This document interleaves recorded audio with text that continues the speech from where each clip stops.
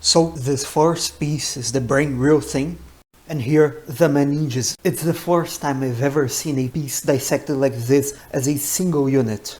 And it also mentions that the dura mater is sensitive to pain, whereas brain tissue isn't.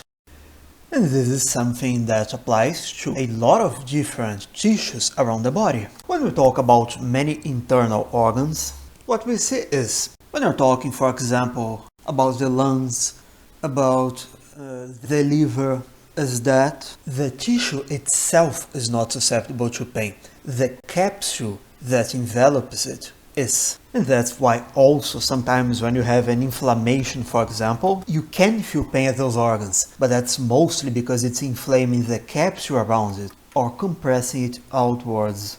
A clear example of this will be that people who have intraparenchymal strokes do not experience pain. They just, for example, lose movement on one half of the body. It is not like they have an intense pain like it would be for someone, for example, experiencing subarachnoid hemorrhage. That's different because blood irritates the meninges. That's exactly the point. The sensitivity to pain is on the meninges. Moving forwards, or rather caudally, we have a piece of corpus callosum connecting both hemispheres of the brain and the beloved brainstem piece.